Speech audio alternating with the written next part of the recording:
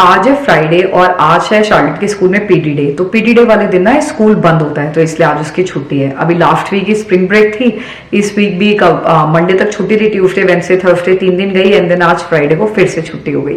तो मैंने उसके लिए उसके फेवरेट पैनकेक्स बना दिए और अभी मैं राइट अवे लंच भी प्रिपेयर कर रही हूँ क्योंकि मेरे को आज बहुत सारे काम है। कल मैं ग्रोसरी शॉपिंग भी करके आई थी तो ग्रोसरी को सबको सेट तो मैंने कर दिया है, बट आज थोड़ी सी मील प्लानिंग कर लेंगे for the coming weekend and then hopefully मेरे को जो 2-3 और काम है वो भी आज मेरे को पूरे कर देने हैं।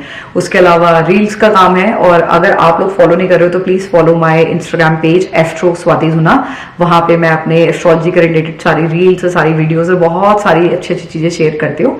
सो just in case if you need some guidance you can check that page out.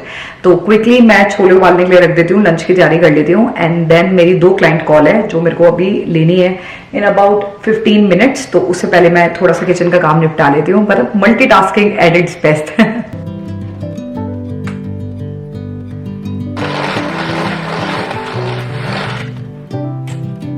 और फाइनली थोड़ी सी स्प्रिंग आ गई है with a touch of snow.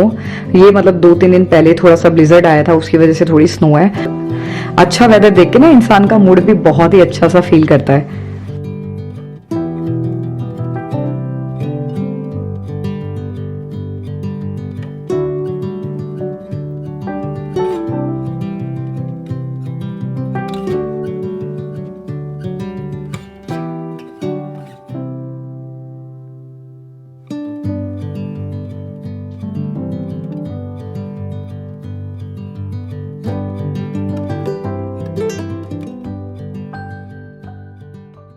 अगर आप लोग भी ड्राई शैम्पू यूज करते हो ना, ये बहुत बढ़िया है। मेरे को पक्का पता है कि ये वाला ब्रांड तो बतीस is the best one, but इसके अंदर ना मुझे नहीं पता कितने टाइम पहले ही आया है। मैंने शॉपर्स ड्रग मार्ट वालों के साथ अभी लास्ट मंथ एक कोलैबोरेशन करी थी, कैंपेन था उनका, तो उसमें उन्होंने मेरे को एक बास्केट में काफी सारा hair care, skin care, fragrances, ये सब चीजें भेजी थी और उसमें ये भी था। तो इसमें ना ड्राई शैम्पू इज समथिंग कि मैं तो मतलब हर 4-5 दिन बाद एक बार मेरे को लगाने पड़ जाता है because I have very thin hair. But then इसमें ये बात है कि इसमें ना ये कलर ड्राई शैम्पू है और इसमें ऑप्शन है कलर का ब्लैक। तो एक होता है आप ड्राई शैम्पू लगाते हो और एकदम से आपके बाल दोबारा से ऐसे फ्रेश फील होते हैं, बट ये जो ब्लैक कलर के ऑप्शन की वजह से अगर आपको लगता है ना बहुत ऑयली लग रहा है मेरा स्कैल्प और ये सब है तो वो भी ढक जाता है। So it's a very good one. मतलब पहले मेरे को ऐसा लगा था कि कैसा ही होगा, बट जब मैंने इसको यूज करा it was very good. Just one thing जो थोड़ा ध्यान रखने वाली है दैट इज कि जब आप इसको स्प्रे करते हो ना, और स्प्रे करने के बाद हम लोग ड्राई शैम्पू को मतलब थोड़ा ऐसे करके मसाज देते हैं सो दैट जल्दी से सारा ऑयल एब्जॉर्ब हो, तो उसके बाद ना उसका हल्का सा एकदम काला सा कलर आ जाता है। तो मेरे को याद है मैंने जब ऐसे करा था उसके बाद आई फॉरगॉट कि मेरे हाथ पे कुछ लगा है एंड देन मैंने उससे अपनी आंख साफ कर ली थी and then you can imagine वो कैसी लग रही होगी। तो बस just a little heads up कि जब आप इसको अच्छे से अपने हेयर में मसाज करो तो हैंड वॉश करने के लिए पानी से भी वॉश करोगे तो भी हट जाएगा। कोई इतना डार्क नहीं है उसमें, कलर बहुत ही लाइट है, but this is really good one. जल्दी से स्क्रीनशॉट ले लो अगर सच्ची में मतलब ड्राई शैम्पू आपको पसंद है। This is a very good choice. तो ये मैं यूज करती रहती हूँ, तो मैंने सोचा कि अब मैंने इतनी बार यूज कर लिया है तो आप लोगों के साथ शेयर करूँ something really worth it and it's very cheap as well.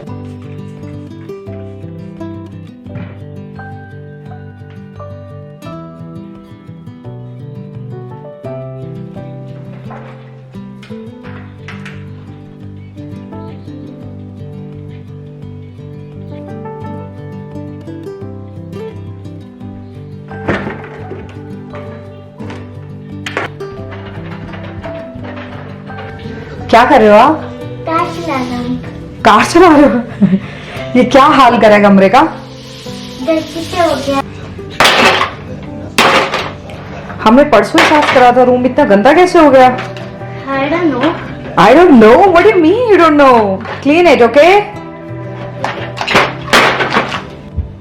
तो रिसेंटली मैंने शार्लेट के लिए कुछ कपड़े मंगाए हैं और मुझे पता है जब भी मैं शार्लेट की पिक्चर्स इंस्टाग्राम पे लगाती हूँ स्टोरीज वगैरह में, तो आप लोग मुझसे हमेशा पूछते होगे कहाँ से है, लिंक शेयर करो। तो मैं हमेशा जब भी उसके लिए शीन से मंगाती हूँ तो एक छोटा सा पार्ट अपने ब्लॉग में रखती हूँ जहाँ पे आप लोग देख पाओ कि उसके लिए मैंने क्या क्या शीन से मंगाया था।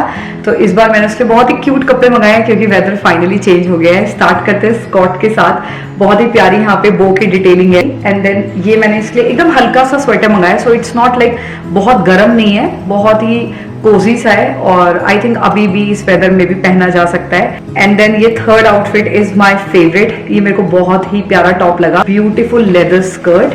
तो ये देखो आउटफिट कितना सुंदर लग रहा है और आई कांट वेट कि शार्लेट वाला आउटफिट पहने विद दिस स्कर्ट और बहुत ही क्यूट लगेगी। नेक्स्ट मैंने उसके लिए एक और सेट मंगाया है वाला है स्कॉट्स का, और इसमें छोटे छोटे पर्ल्स लगे विच इज सुपर क्यूट। जब मैंने वेबसाइट पे देखे थे आई वाज लाइक ये तो मेरे को मंगाने ही होंगे। मैंने एक ये वाली शर्ट मंगाई है विच इज सो प्रिटी, ये मेरे को बहुत अच्छी लगी। मतलब मेरे को ऐसे ना बड़ों के लिए ऐसे कपड़े बहुत इजीली मिल जाते हैं, बच्चों के लिए मिलने बड़े मुश्किल होते हैं, बट शीन पे यू विल गेट एवरीथिंग, जिसपे हर जगह हार्ट्स बने, और इसको ना ऐसे स्वेटर्स पहनने बहुत पसंद है। And then you guys know I swear by Shein के पीजेस अपने लिए, शार्लेट के लिए इट्स सो गुड। तो मैंने इसके पहले वाला ये वाला सेट मंगाया पीजे का, और इनके मतलब ना पीजेस बहुत अच्छे निकलते हैं। मैंने मतलब बहुत सालों से मैं पहनती आ रही हूँ, कभी भी श्रिंक भी नहीं हुए हैं, the best part. And then इसके साथ ऐसी पैंट्स हैं, छोटी सी किटन बनी है, ये वाला सेकंड पेयर है, और ये भी फुल स्लीव्स है। Let me show you, it is super pretty. तो ये इसकी टॉप है जिसमें ऐसे पर्ल्स का काम है, and then it comes with a beautiful skirt, and I am hoping ये मैं इसको इसी वीक बना लूं बिकॉज इट्स सो प्रिटी। कौन सी मूवी में देखा था, आई थिंक कृति सेनन को पहने हुए देखा था मैंने ये वाला sweater, and it look so pretty. और वो मेरे को शीन पे ऐसा ही मिल गया, अपने साइज का नहीं मिला, शार्लेट का मिल गया, तो मैंने ये भी ले लिया। तो ये वाले सारे कपड़े मैंने शार्लेट के लिए मंगाए हैं शीन से। अगर आपको इनमें से कुछ भी पसंद आता है, make sure to check out the link in the description box. Order for your kids, boys के लिए भी बहुत अच्छे ऑप्शंस हैं, but I always gravitate more towards girl because I am a girl mom, but you can check so many options there. तो guys अगर मेरे कपड़े अच्छे लगे तो कमेंट्स में बताना।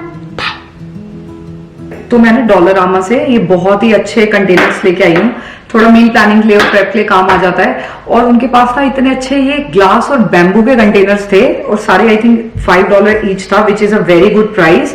और मतलब इनका साइज भी कितना अच्छा खासा बड़ा है, और मुझे बैम्बू वाले कंटेनर्स वैसे ही बहुत अच्छे लगते हैं। ट्राई कि मैं प्लास्टिक जितना हो सकता है उतना अवॉइड करूं, बट सच में डॉलरामा में इतने अच्छे अच्छे कंटेनर्स मिलने लग गए। मैंने इसमें एक राउंड वाला भी लिया, और ये भी आई थिंक $5 का ही है। हाँ सी, ये भी $5 का है, तो गो फॉर इट यार, ये काफी अच्छा प्राइस है एक ग्लास बैम्बू कंटेनर के लिए। बैम्बू लिड मेरे को वैसे ही बहुत ही एस्थेटिक लगती है अपने किचन में रखे हुए या फ्रिज में भी। और एक मैंने ये लिया है, ये मैंने मतलब बेसिकली जब मैं चटनीज वगैरह बनाती हूँ तो इसके लिए मैंने ग्लास वाला कंटेनर लिया है, और इसके ऊपर सिलिकॉन वाली इसकी लिड है। ये भी अच्छा लगा था मुझे, ये तो सिर्फ $1.75 का था, बहुत ही चीप प्राइस में मिल गया। बट बैम्बू वाले आई एम प्लानिंग कि मैं थोड़े से और ले लूं, बट ऑलरेडी मेरे पास काफी कंटेनर है, तो I don't want to waste money. But Dollarama ने एक्चुअली अपनी गेम काफी स्टेप अप कर ली है, सो गुड। सो चलो let's do some meal planning now. अब तो मेरे को और मोटिवेशन आ गया कंटेनर्स को भी देख के।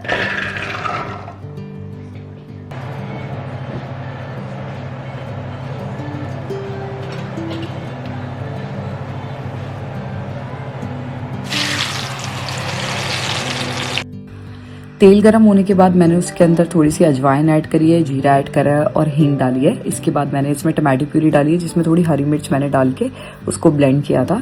अच्छे से मैं टमाटो प्यूरी थोड़ी पकाऊंगी, एंड देन इसके अंदर बेसिक मसाले नमक, मिर्च, हल्दी, धनिया पाउडर और थोड़ा सा चना मसाला मैं ऐड करूंगी।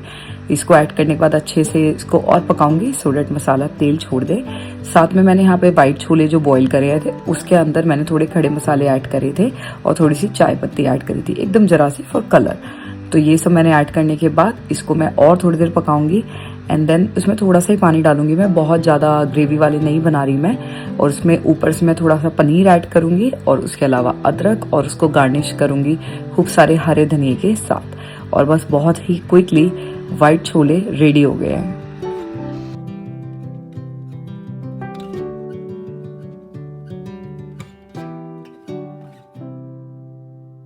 तो बस अभी मैंने अपनी क्लाइंट कॉल ली है, और ना मेरे को ना बहुत सारे जो ज्यादातर आजकल मैसेजेस आते हैं रील्स पे, डीएम आते हैं, और काफी सारे मेरे पास इंक्वायरीज जो मेरे व्हाट्सएप नंबर पे आती है, वो ज्यादातर इसलिए आती है कि शादी के बाद बहुत सारी प्रॉब्लम्स चल रही है। और मुझे पता है बहुत सारे कल्चर में ना मतलब कुंडली देखना is not a big thing. कुंडली कई लोग नजरअंदाज कर देते हैं, स्पेशली लव मैरिजेस में जहाँ पे प्यार होता है और इंसान कहता है बस अब मैं प्यार में हूँ तो कुंडली क्या देखनी।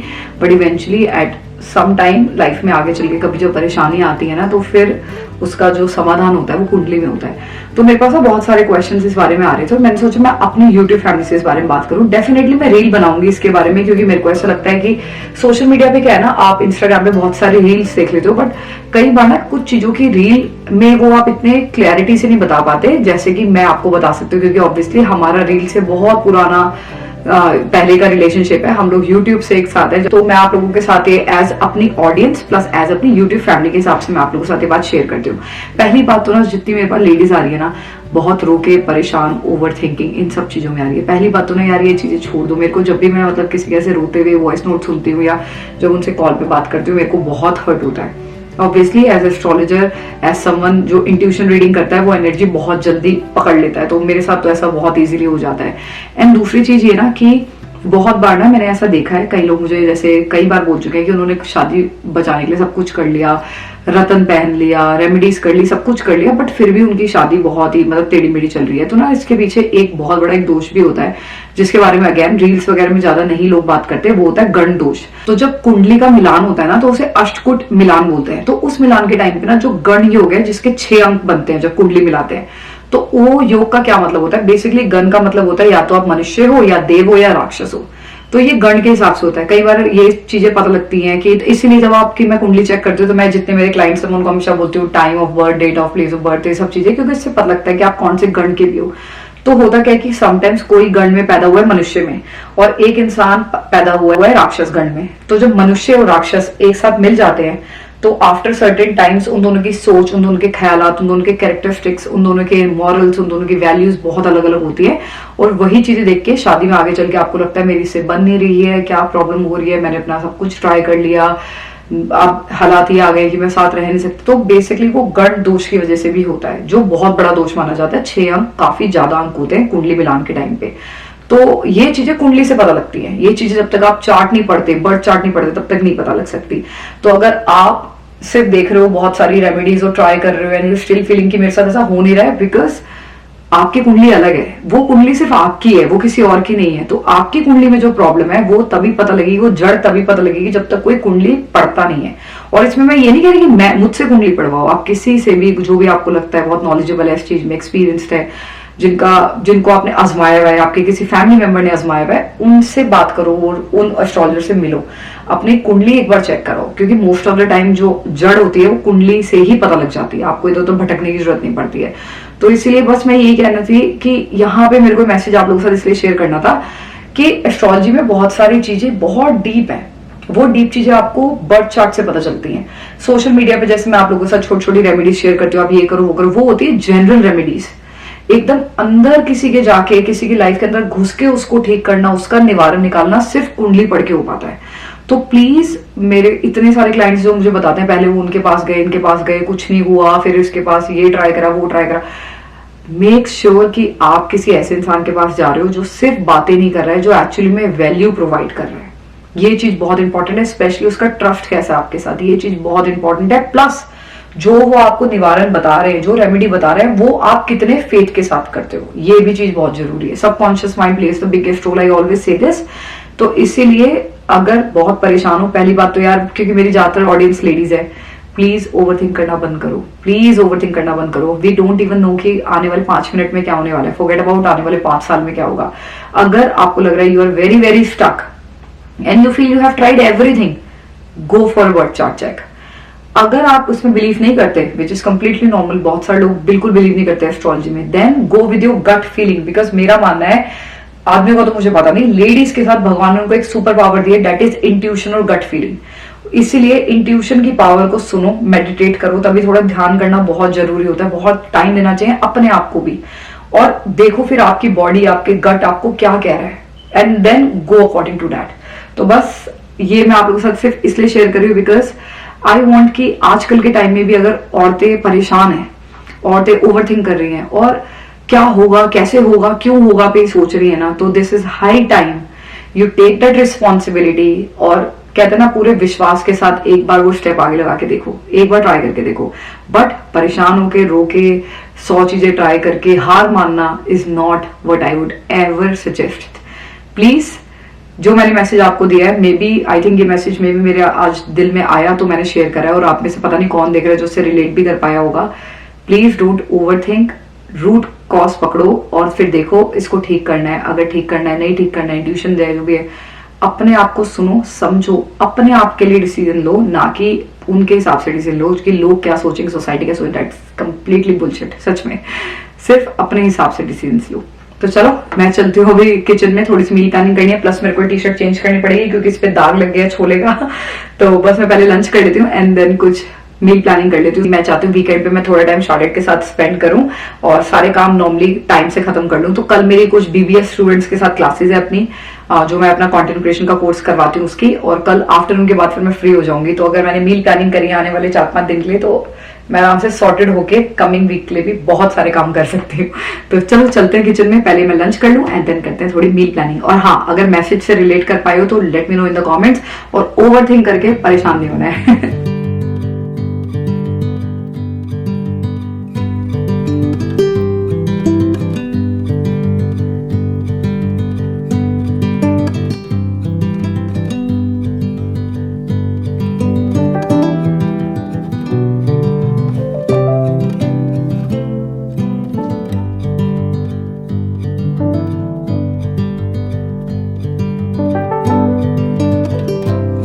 तो मील प्लानिंग के लिए सबसे पहले मैं अपना सबसे फेवरेट बैटर बना के रख रही हूँ, जो है काले चने का। इसलिए मैंने चने रात को ही सोक करके रखे थे अपने वाइट छोलों के साथ ही। एंड देन इसके अंदर मैं 1 कप चना है, 1 कप इसमें पानी ऐड कर रही हूँ।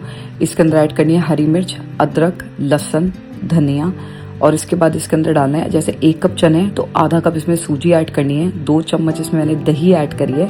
एंड देन इसके बाद इसमें सिर्फ नमक ऐड करना है मसालों में, क्योंकि जो मिर्च का स्पाइस है वो हरी मिर्च से आ जाएगा। एंड देन इसको मैं अच्छे से ब्लेंड कर लूंगी, और ये आप फ्रिज में स्टोर करके रख सकते हो फॉर गुड 4 डेज, और ये बहुत क्विक चीले बन जाते हैं इससे। दूसरा मैं बना के रख रही हूँ मूंग दाल का चीला। इसके लिए मूंग दाल को मैंने सिर्फ 4 घंटे ही सोक करके रखा था, मॉर्निंग में ही सोक कर दिया था।